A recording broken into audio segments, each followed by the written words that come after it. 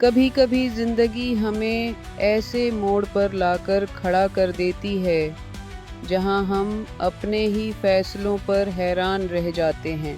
प्रेम की यह कहानी भी कुछ ऐसी ही है।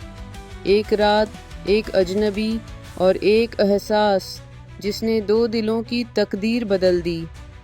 पहला भाग, अजनबी से मुलाकात। शहर की रौनक भरी सड़कों के बीच एक कैफे की टेबल पर बैठी साक्षी अपनी कॉफी के प्याले को घूर रही थी। उसकी आंखों में एक अनकही उदासी थी। वह अपने अतीत की उलझनों में उलझी थी जब अचानक एक अजनबी ने उसकी टेबल पर दस्तक दी। क्या मैं यहाँ बैठ सकता हूँ? उसकी आवाज़ में अजीब सा सुकून था। साक्षी ने नजरें उठाकर देखा। एक लंबा, सुडौल, हल्की दाढ़ी वाला शख्स उसके सामने खड़ा था। उसकी आंखों में गहराई थी और मुस्कान में अपनापन। हाँ बैठिए, साक्षी ने संक्षिप्त उत्तर दिया। मैं विराट हूँ, उसने मुस्कुराते हुए अपना परिचय दिया। साक्षी को लगा कि वह विराट से पहले कभी मिली है, पर याद नहीं आया कहाँ। साक्षी, उसने धीरे से कहा। कैफे की हल्की रोशनी में दोनों की बातचीत शुरू हुई। विराट एक लेखक था जो शहर में बस कुछ दिनों के लिए आया था। वह कहानियाँ लिखता था और उसे लोगों की जिंदगियों की कहानियाँ जानने में दिलचस्पी थी। तो तुम यहाँ अकेली बैठी हो? क्या सोच रही हो? विराट ने पूछा। साक्षी ने गहरी सांस ली। बस जिंदगी के बारे में सोच रही थी। कभी कभी लगता है हम बहुत कुछ चाहते हैं, लेकिन सब कुछ हमें नहीं मिलता। विराट ने उसकी बातों में छिपे दर्द को महसूस किया। शायद जो हमें नहीं मिलता वही हमें सिखाने आता है, उसने हल्के से कहा। दूसरा भाग, अनजान रास्तों पर साथ। बातों ही बातों में समय बीत गया। कैफे बंद होने का समय हो चला था। अगर तुम चाहो तो थोड़ी देर टहल सकते हैं।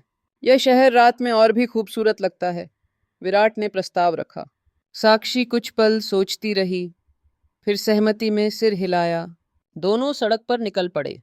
हल्की ठंडी हवा बह रही थी और सड़क के किनारे लगे लैंप पोस्ट उनकी परछाइयां बना रहे थे। चलते चलते विराट ने कहा, तुम्हें पता है, कभी कभी अजनबियों से की गई बातें दिल के सबसे करीब होती हैं। साक्षी ने मुस्कुराकर उसकी तरफ देखा। शायद इसलिए कि उनके सामने हमें कुछ छुपाने की जरूरत नहीं होती। रात का सन्नाटा, ठंडी हवा और दोनों की बातचीत किसी पुराने गाने की तरह महसूस हो रही थी। तीसरा भाग, बीते कल की परछाइयाँ। चलते चलते साक्षी अचानक रुक गई। उसकी आंखें भर आई थीं। क्या हुआ? विराट ने चिंतित होकर पूछा। तुम सही कह रहे थे। शायद हमें जो नहीं मिलता वही हमें सबसे ज्यादा सिखाता है। साक्षी ने अपनी कहानी कहनी शुरू की। कुछ साल पहले वह किसी से बेइंतहा प्यार करती थी, राहुल से। दोनों एक दूसरे के लिए ही बने थे, ऐसा साक्षी को लगता था। लेकिन राहुल ने अचानक उसे छोड़ दिया, बिना कोई वजह बताए। मैंने उससे सवाल किए, पर जवाब कभी नहीं मिले। साक्षी की आवाज भारी हो गई।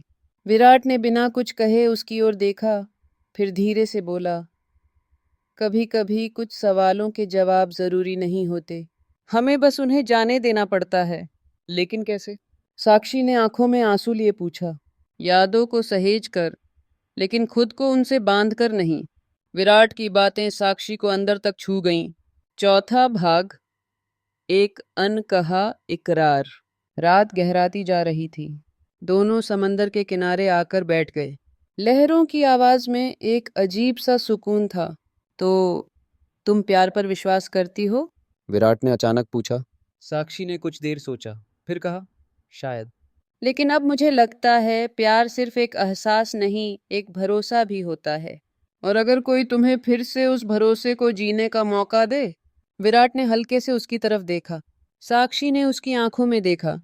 वहां कोई सवाल नहीं था, सिर्फ एक उम्मीद थी। वह मुस्कुराई। शायद मैं कोशिश करूंगी। पांचवा भाग, अलविदा या एक नई शुरुआत। रात के आखिरी पहर में दोनों वापस उसी कैफे के पास लौटे जहां से उनकी मुलाकात शुरू हुई थी। यह रात हमेशा याद रहेगी, साक्षी ने हल्की मुस्कान के साथ कहा। कुछ रातें कहानियों में तब्दील हो जाती हैं, विराट ने जवाब दिया। वह जाने के लिए मुड़ी, लेकिन फिर ठिठक गई। हम फिर मिलेंगे, है ना? उसने पूछा।